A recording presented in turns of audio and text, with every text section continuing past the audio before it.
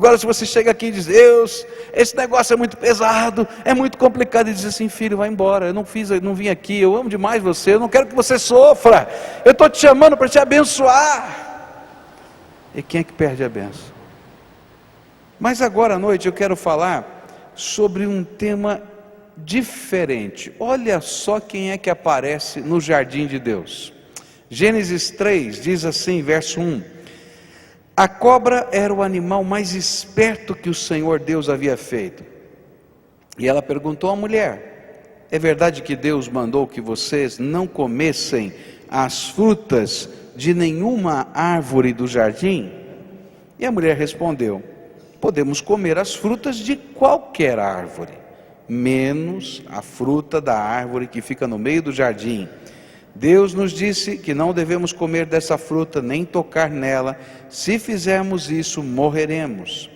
Mas a cobra afirmou: vocês não morrerão coisa nenhuma. Deus disse isso porque sabe que quando vocês comerem a fruta dessa árvore, os seus olhos se abrirão e vocês serão como Deus, conhecendo o bem e o mal. E a mulher viu que a árvore era bonita e que as suas frutas eram boas de se comer. E ela pensou: como seria bom ter entendimento.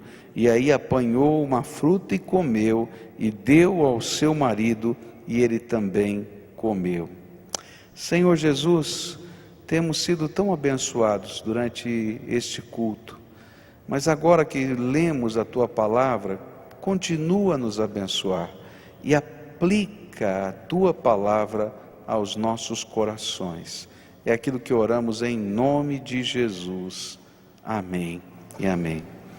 É interessante que às vezes nós imaginamos que quando adentramos o lugar sagrado, o jardim de Deus para nós estaremos num lugar protegido, onde a tentação e o mal nunca adentram.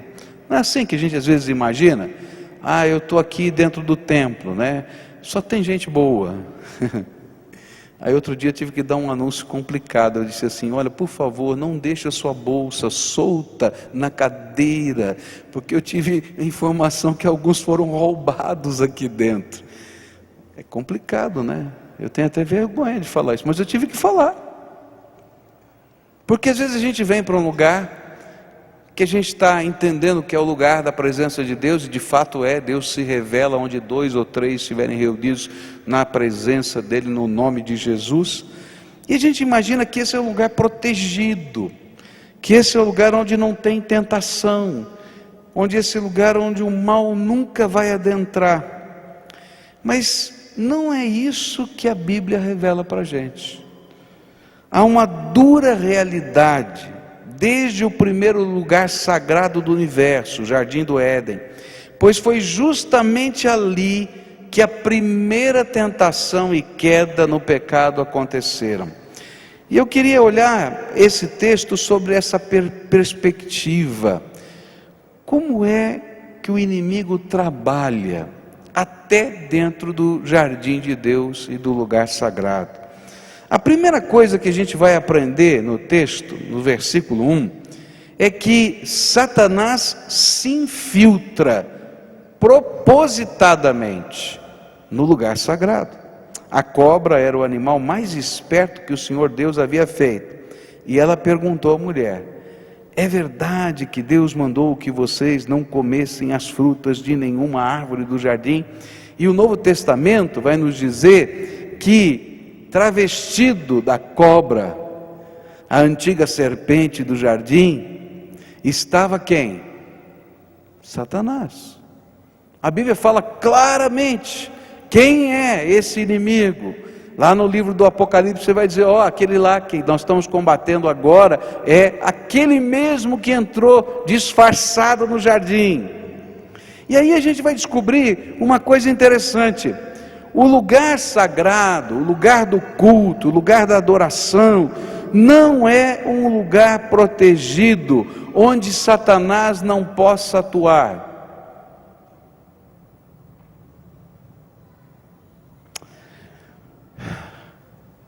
Talvez algumas das grandes tentações da sua vida vão acontecer quando você estiver aqui, nesse lugar. Talvez você seja tentado a fugir de Deus, como aconteceu com Adão, no lugar da presença de Deus. Ou talvez você seja tentado a desobedecer a Deus, como Adão e Eva foram tentados e desobedeceram, no lugar da presença de Deus. E é interessante que Satanás, ele escolhe ser, ou ele escolhe se infiltrar no lugar da presença de Deus, e ele escolheu aqui no jardim como ele iria se infiltrar. E eu acho interessante isso, porque ele escolhe a serpente. E a Bíblia diz que naquele momento, antes da serpente ter sido amaldiçoada por Deus, era o animal mais esperto da criação. Eu fico imaginando, eu tive que fazer algumas comparações na minha cabeça para entender a Bíblia, né? Quem não gosta de ver golfinhos? Eu acho lindo, né? Um show de golfinhos, tão bonitinho, né? E tão inteligente o bichinho, e você pode dar os comandos, né? Eles são tão inteligentes, tão espertos, que até o homem usa para o mal. Colocam bombas na cabeça do golfinho e ensinam como ele pode explodir navios. Então eu fico imaginando que a serpente não era bem desse jeito como a gente vê hoje, tanto que a Bíblia fala que ela se tornou diferente por causa da maldição de Deus. E eu acho que uma das atrações do jardim era olhar as serpentes. E aí Satanás, esperto, né? Ele se infiltra no jardim disfarçado de serpente. E ele pega aquilo que parecia ser algo tão especial, tão bonito da criação divina, e usa as suas peculiaridades para tentar o primeiro homem e a primeira mulher. Ele usa a esperteza, mas ele também pode usar a beleza, como ele pode usar a candura, como ele pode usar qualquer disfarce. E a Bíblia é tão séria em alertar a gente sobre isso, que no segundo livro de Coríntios, no capítulo 11, olha só o que a Bíblia diz. Isso não é de admirar, pois até Satanás pode se disfarçar e ficar parecendo um anjo de luz. Portanto, não é nada demais que os servidores de Satanás, dele, se disfarcem, apresentando-se como pessoas que fazem o bem, mas no fim eles receberão exatamente o que as suas ações merecem. O castigo de Deus é isso que está por trás. É interessante que o inimigo vai se travestir e vai usar pessoas, coisas, circunstâncias da nossa vida, mesmo quando a gente estiver no lugar sagrado, para nos desviar do propósito de Deus. Algumas vezes ele vai usar pessoas bem intencionadas. Por exemplo, para tentar a Jesus, quem foi usado na Bíblia foi Pedro. E Pedro começa a conversar com Jesus muito bem intencionadamente. Ele começa a dar uma dica de sermão para Jesus. Ele diz assim: Jesus, o sermão está ruim, precisa melhorar um pouquinho o seu sermão, Jesus. Olha, o senhor estava bombando na mídia, né? Quando o senhor estava fazendo multiplicação de pães, curando, agora esse negócio de pregar, que vai ter cruz, morte, negar-se a si mesmo, esse negócio não dá ibope, Jesus, vamos mudar o sermão. E aí você lembra o que é que Jesus falou para Pedro? O que foi que ele falou? Lembra? Arreda-te de mim, Satanás. Porque naquele momento o inimigo usou a boca de Pedro para desviar Jesus do propósito divino. Então o que a gente está aprendendo aqui? É que podem surgir circunstâncias na nossa vida. Não estou falando que Pedro era endemoniado, não entenda errado. Mas que podem surgir circunstâncias em que pessoas boas podem fazer coisas ou falar coisas que atrapalham a nossa vida com Deus. e que o inimigo usa circunstâncias assim até dentro da casa de Deus. Ou ele pode usar pessoas tremendamente mal intencionadas. E a Bíblia fala de uma coisa tremenda, ele diz que existem agentes secretos do diabo no meio da igreja, que talvez nem saibam que sejam agentes secretos do diabo. Mas a Bíblia usa a seguinte expressão, que um inimigo semeou no terreno de Deus uma outra semente que não é o de trigo, que ele chama de joio, que é uma imitação, mas não produz a farinha, que não dá o fruto necessário. E às vezes no meio do povo de Deus existem pessoas que imitam a fé, mas não têm a essência da fé, e às vezes até desviam outros do caminho de Deus. E por que desviam? Porque nunca tiveram o poder e a graça de Deus na sua vida. O que eu estou tentando dizer e o que a Bíblia está tentando dizer é, presta atenção, não existe lugar seguro, não existe lugar isento de tentação. O que a Bíblia está dizendo é que não existe lugar protegido.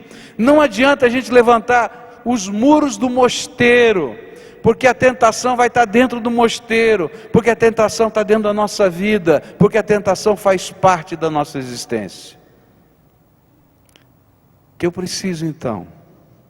A vitória contra a tentação não está num lugar, mas no compromisso de amor que você tem com o Senhor da tua vida. Se você tem um pacto de amor com Jesus, e se Jesus é o Senhor da tua vida, você vai ser a mesma pessoa em qualquer lugar em que você esteja, dentro do templo ou fora do templo, e você vai servir ao Rei dos Reis e Senhor dos Senhores.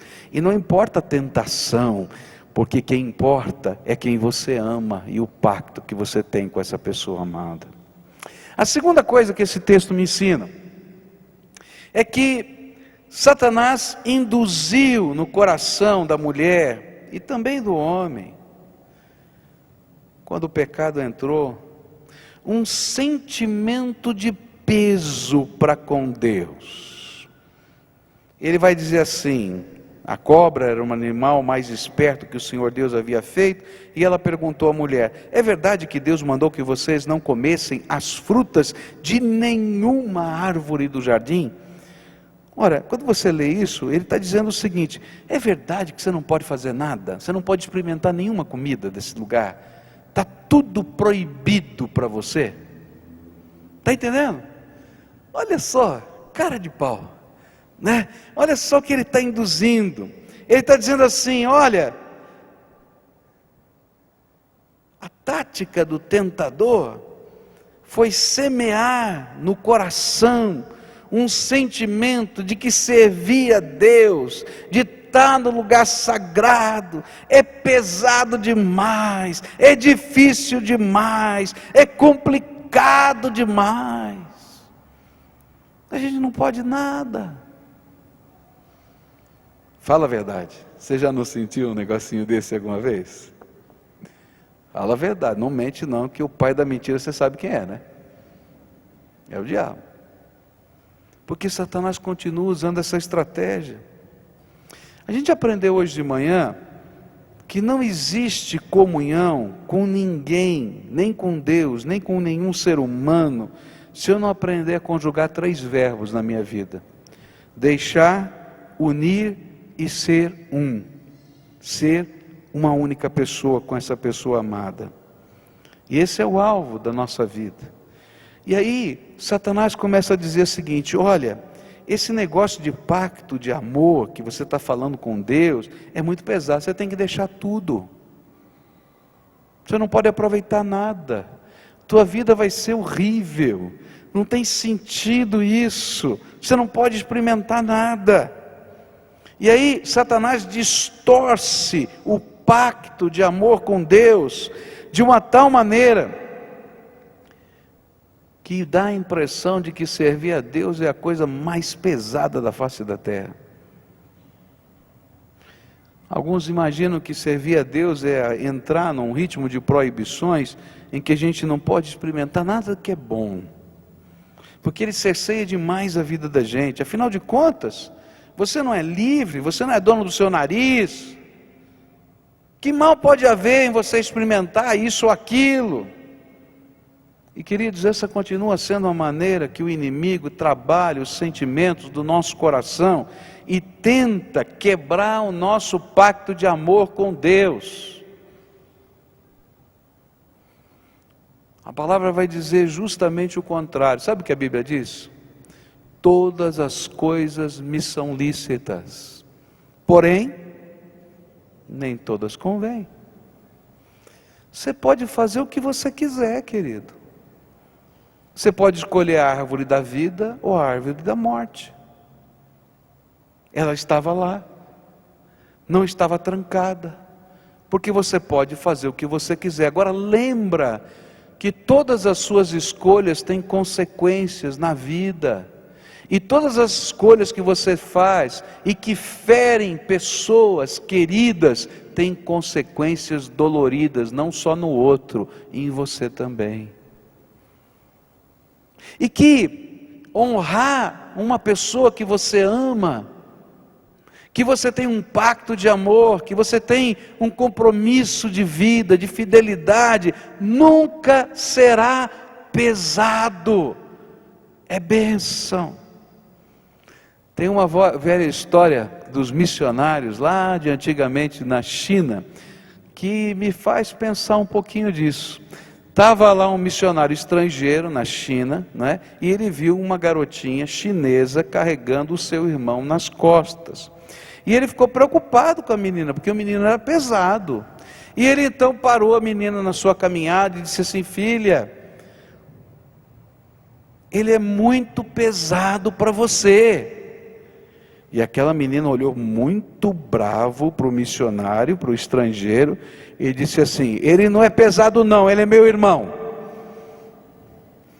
Que é isso que está dizendo que o meu irmão é pesado? Ele não é pesado, ele é meu irmão. E naquela cultura, isso era alguma coisa como que uma ofensa, dizer que qualquer membro da sua família pudesse ser pesado para si, porque você tem um pacto de amor com essa pessoa. Queridos, Deus não nos é pesado. Se a gente for olhar, nós somos pesados, porque Deus pagou todo o preço de todos os nossos pecados. Sabe como é que Deus reage quando a gente começa a deixar Satanás colocar minhoca na nossa cabeça desse jeito? Olha só o que ele diz em Malaquias capítulo 1, versículos 10 a 13. O Senhor Todo-Poderoso diz aos sacerdotes: gostaria que um de vocês fechasse as portas do templo. Assim vocês não acenderiam mais fogo inutilmente no meu altar. Eu não estou satisfeito com vocês e não vou aceitar suas ofertas. Eu sou adorado em todos os países do mundo e em todos os lugares, queimam incenso em minha honra e me oferecem sacrifícios puros. Todos me honram. Mas vocês me ofendem quando pensam que têm o direito de profanar o meu altar e que os sacrifícios que oferecem não valem nada. Vocês dizem: já estamos cansados de tudo isso, e riem de mim, e me tratam com desprezo, e ainda me oferecem um animal roubado, um animal aleijado ou doente. Vocês acham que eu, o Senhor, vou aceitar isso? A palavra de Deus é muito forte. Ele diz assim: olha, se está pesado demais você me adorar, tranca a porta do templo, porque eu sou Deus, eu não necessito de nada.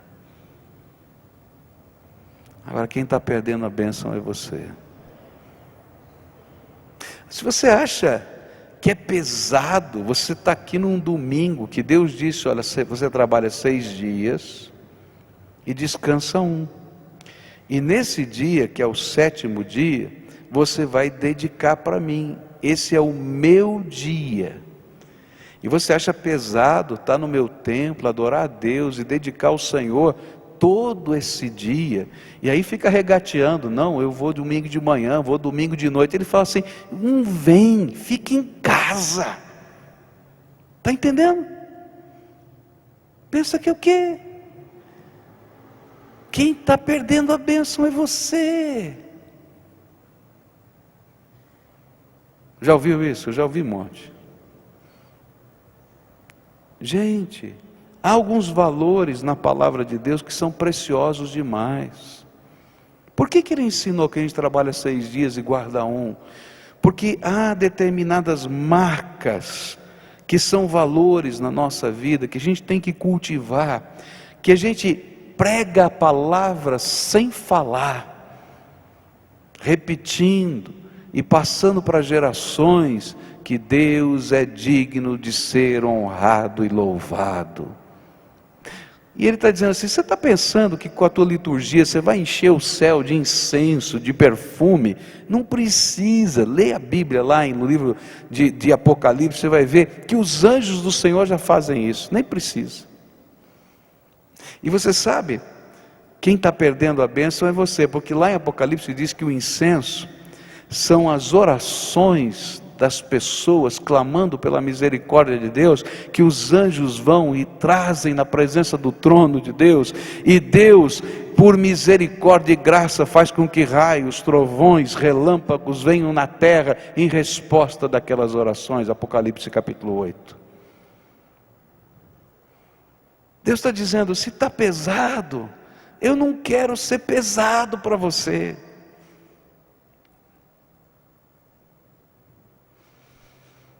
Eu já falei isso para vocês, mas isso mexe profundamente com a minha história de vida.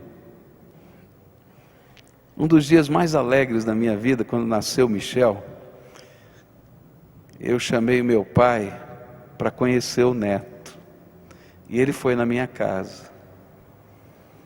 Aí ele foi na minha casa, pegou Michel no colo, brincou, e quando ele foi embora, me entregou o meu filho, eu segurei no meu braço. Ele olhou para mim e disse assim: filho, você me faz sofrer.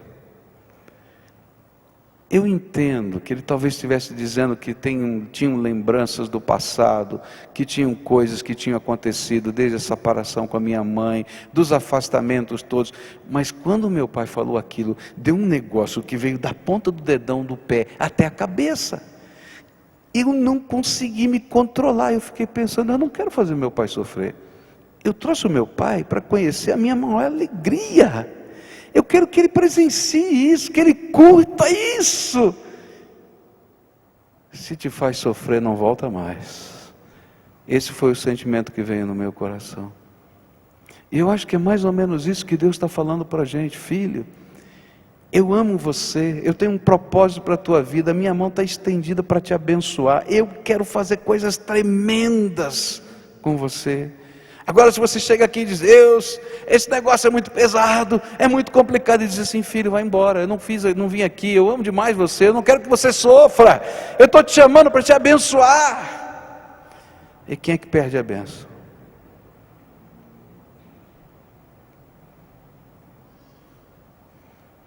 Terceira coisa que o diabo faz, quando ele está tentando o nosso coração, ele vai infundir a dúvida dentro da nossa alma quanto à veracidade da palavra de Deus.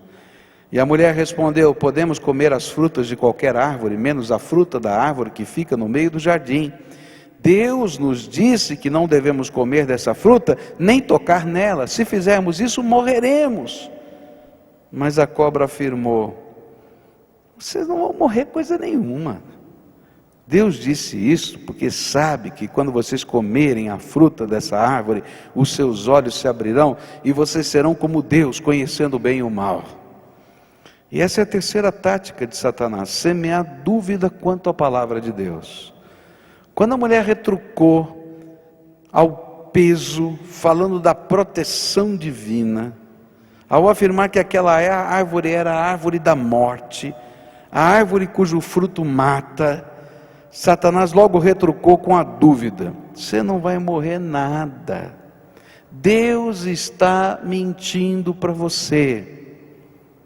E queridos, essa é outra ferramenta do inimigo. Às vezes Satanás semeia a dúvida quanto à veracidade da palavra escrita de Deus, a Bíblia. E ele começa a dizer assim: como é que você pode ter certeza de que esta é a palavra de Deus? Bom, eu poderia aqui citar várias coisas que me dão certeza de que é a palavra de Deus.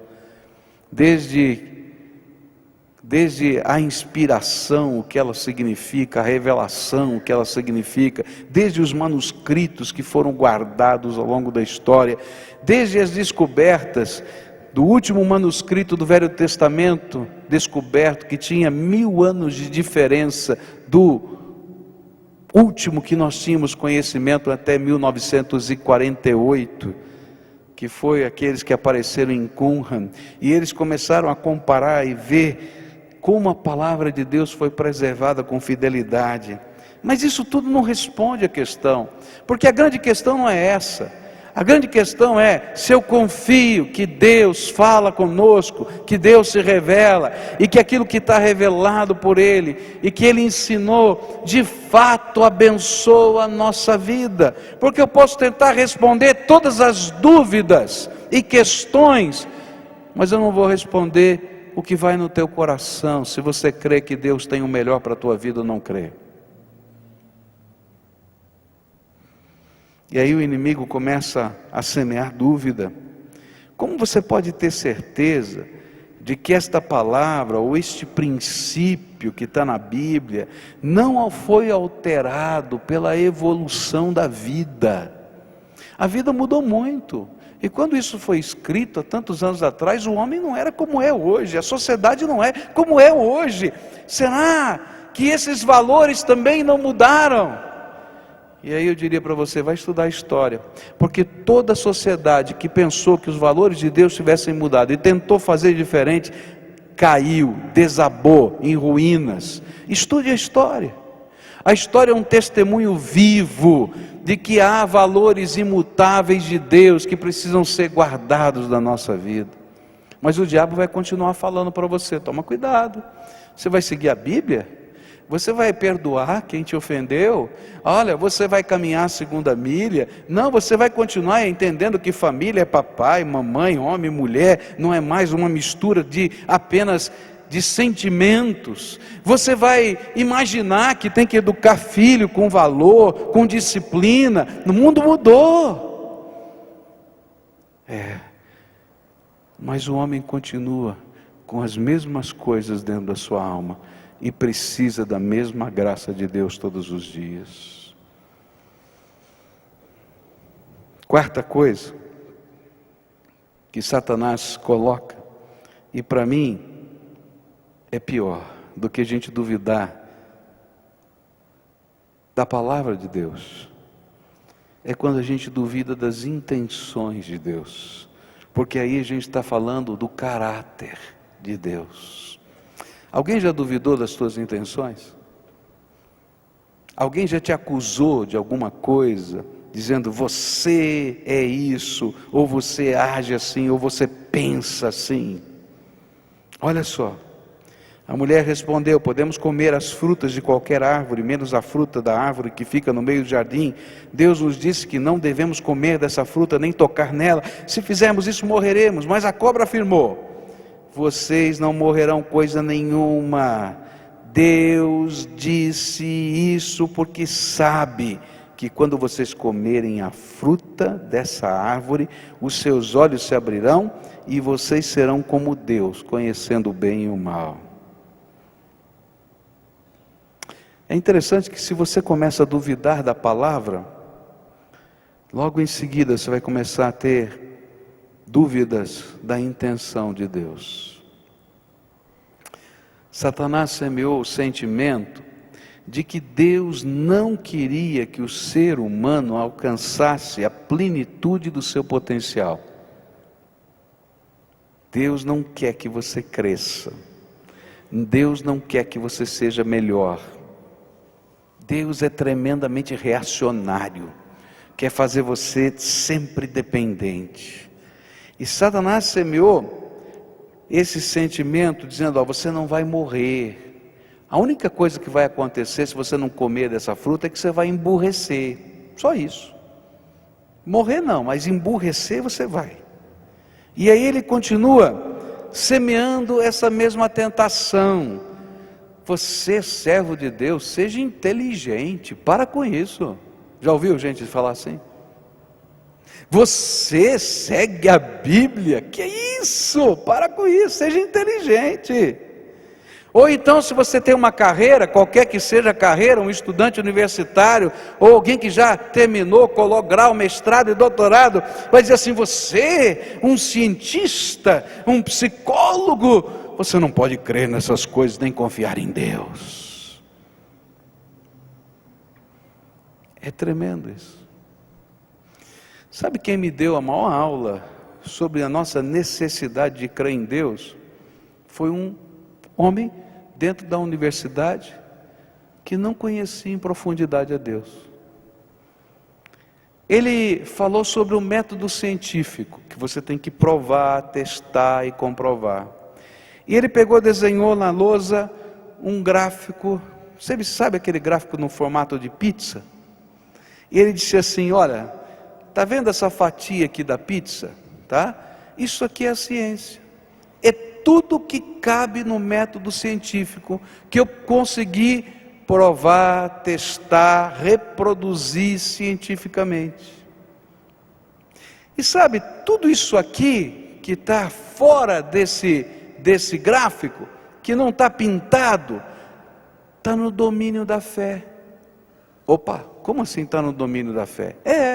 Porque eu não posso provar, eu não posso constatar, eu não posso testar pelo método científico. Então, ele está no domínio da fé. E ele disse o seguinte: olha, sabe o que acontece se eu tirar a fé do contexto da vida? E aí ele apagou tudo que não estava pintado, e ele disse: acabou a ciência. Eu falei: olha só, que coisa tremenda. Porque se eu não acreditar que existe alguma coisa além daquilo que eu posso comprovar, acabou a ciência. Porque eu não tenho mais o que pesquisar. E o diabo está dizendo o seguinte: olha, você vai emburrecer se você não... Eu preciso de Deus até para fazer ciência. Porque está no domínio da fé. Crer que existem coisas que a gente não conhece. E toda vez que o homem tentou achar que sabia tudo, ele se quebrou. E as maiores dificuldades científicas aconteceram quando as novas descobertas quebraram os paradigmas das antigas.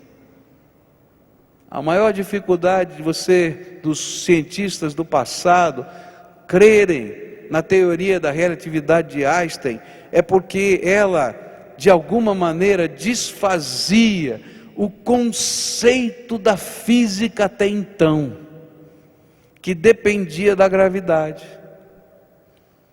E aí ele disse: sabe, tem uma física que vai além da gravidade. Queridos, é assim que acontece.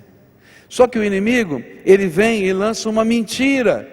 Deus tem uma intenção ruim para com você. Ele não quer que você chegue ao seu potencial.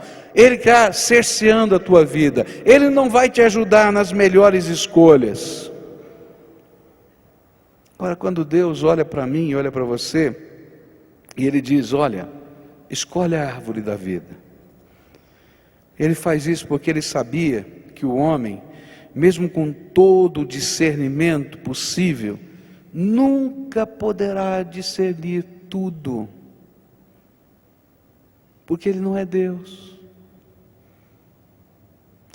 O homem não é onisciente, o homem não é onipresente, o homem não é onipotente. E aí Deus fala assim: escolhe a árvore da vida, porque você, em comunhão comigo, vai poder discernir muito mais, porque você vai poder discernir tudo, porque eu sou Deus, e eu vou emprestar para você os meus atributos divinos, envolvendo a tua vida no meu amor e na minha graça. O que Deus estava dizendo para mim e para você era: filho, anda comigo, porque o que é meu é seu. E Satanás estava dizendo para o homem o seguinte: não anda não, porque o que é meu, só meu. Quem é que tinha má intenção? A última coisa, e a pior de todas, Satanás concita o homem a tornar-se o seu próprio Deus. E ele vai dizer para a mulher: Deus disse isso porque sabe que quando vocês comerem a fruta dessa árvore, os seus olhos se abrirão e vocês serão como Deus, conhecendo o bem e o mal. E a maior tentação veio no fim de tudo: vocês serão como Deus. Vocês serão deusezinhos pequenininhos. Vocês vão poder se auto-adorar. Vocês vão poder servir-se. E na ânsia de ser Deus, o homem descobriu uma coisa terrível. Ele descobriu os limites tênues da sua própria humanidade. Ele não é Deus, porque Deus não morre e você vai morrer. E eu também. Se Jesus não voltar antes, eu vou morrer e você também. Você não é Deus, você não pode nem lidar com a tua dor. Você não pode lidar com o teu sofrimento. Quantas vezes na vida você já se sentiu impotente diante dos desafios da realidade que você vive? Quantas vezes você descobriu a tua finitude? Por isso, quando eu olho para a maneira como o inimigo trabalha no jardim de Deus, para afastar o homem dessa comunhão com Deus, eu só encontro um desafio que precisa ser repetido e repetido e repetido e repetido. Volte para Deus. Volte para Deus. Porque todas essas armadilhas, elas continuam aparecendo na tua vida dentro e fora do lugar sagrado. E de alguma maneira elas tentam te afastar da presença do Senhor. Volte para Deus. Volte para Deus.